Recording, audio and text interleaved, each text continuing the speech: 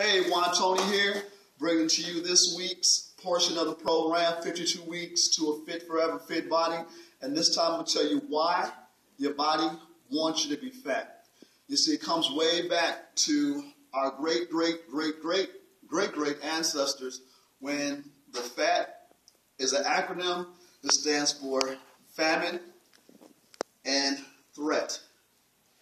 Famine and threat and famine and temperature. See, back in the day, they had to actually store extra body fat for survival purposes, so your body actually is a very smart mechanism, and it begins to hold the fat for safety purposes.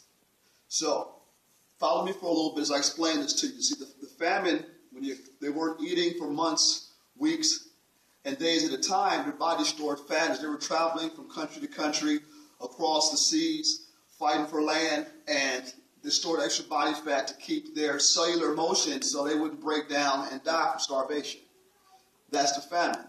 Nowadays, we don't have to worry about famine because it's not nowhere nearly as high as it was back in the earlier years, as well as the temperature. During the Ice Age, the body had to store fat because it had to prepare the insulation so they wouldn't freeze to death. Nowadays, we don't have those problems, but we still have the same stress levels psychologically that cause us to store fat.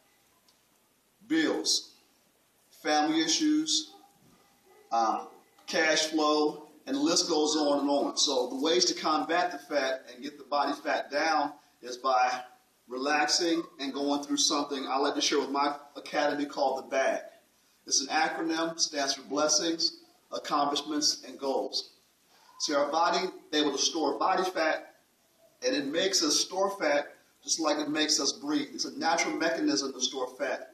And if you're in colder regions, like we are here in Ohio, we store fat a little easier because we had these cold winters like going on today.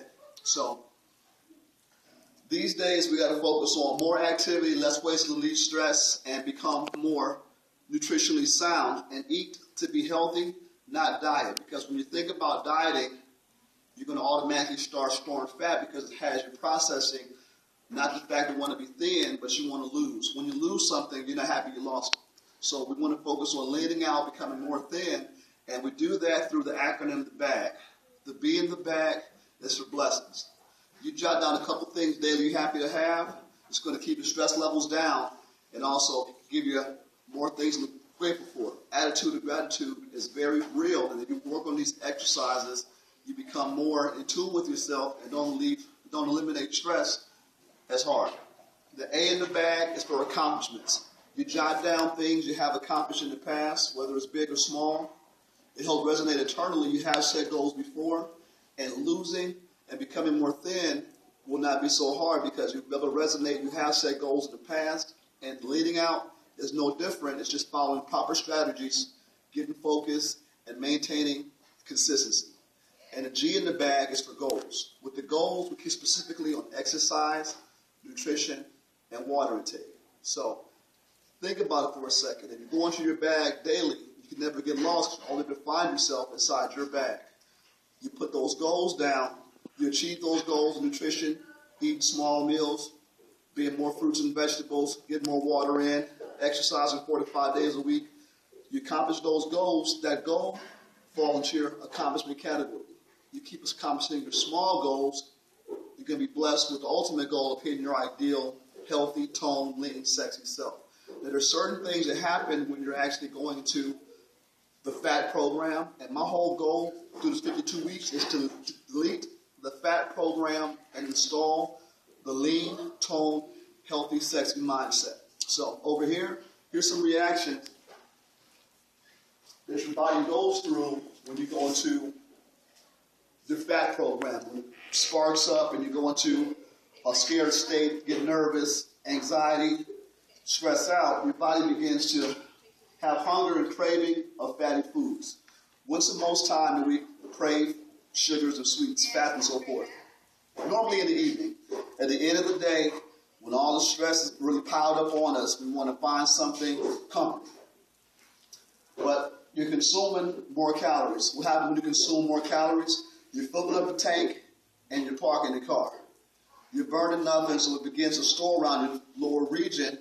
Fat pockets deposit, and excess body fat begins to develop.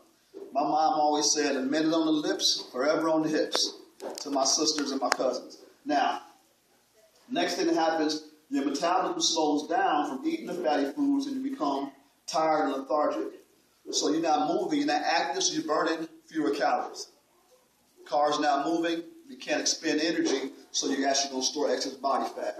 And bottom line, body fat stores more and becomes more efficient in storing fat, and your body begins more deficient in burning fat because you're burning fewer calories because you're inactive, and all excess calories get stored in your fat cells. So what all this means is that you have to focus on deleting the fat program and installing a lean, healthy, sexy mindset. And to share with you about myself, I'm an emotional eater. When I get stressed out, ticked off, upset, I go for the sweets. I go for the treats. That came from when I was a kid, fell off my bike. My grandma had ice cream sandwich and a Band-Aid.